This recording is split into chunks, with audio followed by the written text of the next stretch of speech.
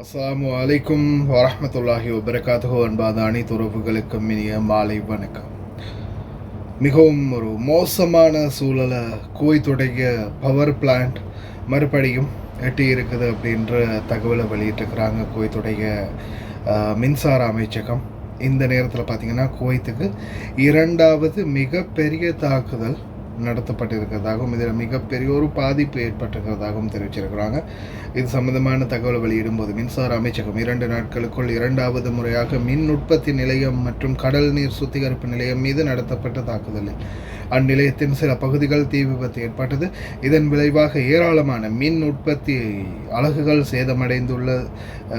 சேதமடைந்தன. எனவே அதன் தாக்கங்களை கட்டுப்படுத்தவும் மின் அமைப்பின் நிலைத்தன்மையை பராமரிக்கவும் அவசர கால திட்டங்களை செயல்படுத்தி சம்பவத்தை உடனடியாக கையாள வேண்டிய அவசியம் ஏற்பட்டது என்றும் அமைச்சகம் தெரிவித்துள்ளது. பொது தீயணைப்பு குழுக்கள் சம்பவத்தை உடனடியாக கையாளும் பணியை தொடங்கியுள்ளன. மேலும் நிலையத்தை பாதுகாக்கவும் சேதங்களை மதிப்பிடவும் பதிவாக்கப்பட்ட அலகுகளை விரைவில் மீண்டும் சேவைக்கு கொண்டு வரவும் தேவையான தொழில்நுட்ப மற்றும் முன்னெச்சரிக்கை நடவடிக்கைகளை செயல்படுத்துவதை கட்டுப்படுத்தும் முயற்சிகள் நடைபெற்று வருகின்றன. மின்சார அமைப்பின் நிலைமையை பராமரிப்பதற்கும் சேவையின் தொடர்ச்சியை உறுதி செய்வதற்கும் தொழில்நுட்ப குழுக்கள் இரவு பகலாக தொடர்ந்து பணியாற்றி வருவதாக அமைச்சு உறுதிப்படுத்தியுள்ளது. நிலைமை ரொம்ப மோசமாக போயிட்டுருக்குது. அதே மாதிரி இன்னொரு முக்கியமான தகவல் என்னென்னு பார்த்தீங்கன்னா, மிலிட்ரி மிஷனை இன்னும் அதிகரித்து இருக்கிறதா ட்ரம்ப் அமெரிக்க ஜனாதிபதி தெரிவிச்சிருக்கிறார். ஆனால் ஒரு லாஜிக் என்ன தெரியுமா, நான் இந்த ஃபோட்டோஸ்களை நான் நினைக்கிறேன் போட முடியும்.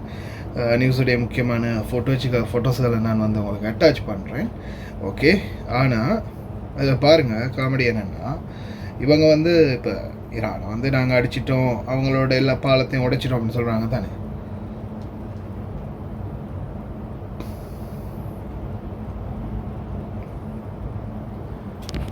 சைடில் இதோ பாலம் உடைஞ்சி கிடக்கா, ஐயோ நீங்கள் பாலத்தை உடைச்சா என்னடா, நாங்கள் சைடால் வண்டியை கொண்டு போவோம் அப்படின்னு ஒரு சைடில் அவங்களே ரோடு மாதிரி பண்ணி அந்த ரோட்டில் வண்டி ஓட்டிகிட்டு போகிறாங்க. பாலம் இந்த பக்கம் உடஞ்சி கிடக்கு, இந்த பக்கம் வண்டி போயிட்டுருக்குது. இது ஒரு ஏஐ பிக்சராக நீங்கள் கருதலாம். ஆனால் உண்மை சம்பவத்துடைய வீடியோவும் நிறைய பேர் பப்ளிஷ் பண்ணியிருக்கிறாங்க. அந்த காட்சிகளும் பார்க்கக்கூடியதாக இருந்துச்சு. அப்போ இதுலேருந்து என்ன தெரியுதுன்னா,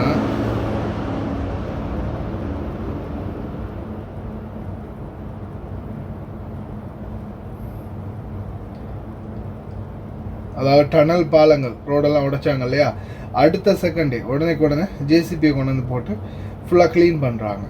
ஃபுல்லாக க்ளீன் பண்ணினதுக்கப்புறமா வண்டிங்க அதிலேருந்து க்ரோஸ் ஆகி போகக்கூடிய வீடியோக்களை பலரும் வெளியிட்டிருக்கிறாங்க. அதாவது நீங்கள் என்ன தான் தாக்கினாலும் அது எங்களுக்கு ஒரு பெரிய சேதமாகவே நாங்கள் அதை கருத மாட்டோம், அதை பொருட்படுத்த மாட்டோம் அப்படின்ற மாதிரி. இது பாருங்கள், மேலே ஓட்டை செல் விழுந்த ஓட்டை இருக்குது, மிசைல் விழுந்த ஓட்டை, அதை கடந்து வண்டிங்க போயிட்டுருக்குது. அதே பாலத்தை கடந்து வண்டியில் போயிட்டுருக்குது. அந்த வண்டியில் போகிறவங்க வீடியோ எடுத்து போட்டிருக்கிறாங்க, பப்ளிஷ் பண்ணியிருக்காங்க. நீங்கள் உடைச்சாலும் நாங்கள் எங்கள் வழியில் போயிட்டே இருப்போம் அப்படின்ற மாதிரி. ஈரான் அவங்க பக்கம் என்ன தாக்கினாலும் இன்னமும் அது ட்ரம்பே உறுதிப்படுத்தினார் தானே, இன்னும் ஸ்ட்ராங்காக தான் இருக்கிறாங்க. ஆனால் அரபு நாடுகள் மீது இன்னும் தொடர்ந்து எச்சரிக்கை தாக்குதல்களை அதிகரிச்சிருக்கிறாங்க. பொறுத்திருந்து பார்ப்போம் என்ன தான் நடக்க போகுதுன்னு பிரார்த்தனை பண்ணுவோம். அதே மாதிரி மின்சாரத்து இந்த நாட்கள் முடிந்த வரைக்கும் குறைவாக பாவிங்க, சிக்கனமாக பாவிச்சுக்கோங்க. ஃபோன்களை சார்ஜில் போட்டு வச்சுக்கோங்க. எந்த டைமில் வேண்டாலும் மின்சாரம் தட்டுப்படலாம். ஏன்னா எல்லாமே இப்போதைக்கு நிறைய இடங்களுக்கு பார்த்திங்கன்னா ஜெனரேட்டர், அதாவது டீசல் ஜெனரேட்டர் இருக்குது இல்லையா, அந்த பெரிய கண்டெய்னரில் பாக்ஸ் மாதிரி கொண்டு இப்போ கிட்டத்தில் ரீசெண்டாக இந்த ஆரம்ப யுத்த காலத்தில் கொண்டு நிறுத்தி வச்சுருந்தாங்களே, அது மாதிரி செப்பரேட்டான ஜெனரேட்டர் மூலம் தான் பல இடங்களுக்கு இப்போ மின்சாரம் வழங்கிட்டு இருக்கிறாங்க. ஏன்னா முக்கியமான மின் உற்பத்தி நிலையங்கள் இப்போ தாக்கப்பட்டதால். அதனால் எந்த நேரமும் தயார் நிலையிலே இருங்க. பார்க்கலாம் என்னதான் நடக்க போகுது. பிரார்த்தனை பண்ணுங்க. نعم، تعرضت محطات الكهرباء الإقليمية للمرة الثانية خلال يومين لهجوم عدواني آثم أدى إلى اندلاع حريق في بعض مرافق المحطة، وأثر على عدد كبير من وحدات التوليد والطاقة الكهربائية داخل المحطة. تم تفعيل على الفور خطط طوارئ والتعامل الفوري مع الحادث، وباشرت أيضا فرق الإطفاء العام التعامل مع الحريق والسيطرة عليه وإخماده، وما زالوا طبعا الآن يعني يعملون في المحطة لإخماد الحريق بإشراف أكيد من فرق الفنية والطوارئ المتواجدين في المحطة. نعم مهندسة فاطمة، هل هناك ضرر على المنظومة الكهربائية في البلاد بسبب هذا العدوان الإيراني التي استهدف المحطة خلال يومين؟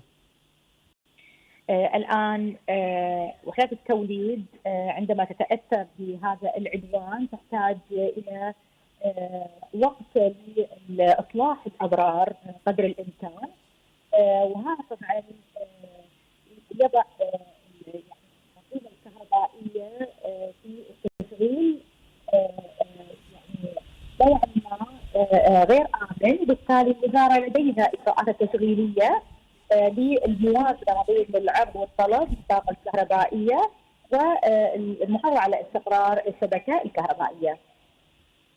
نعم، المهندسة فاطمة حياة المتحدث الرسمي باسم وزارة الكهرباء والماء والطاقة المتجددة. مهندسة فاطمة، شكرا جزيلا لك.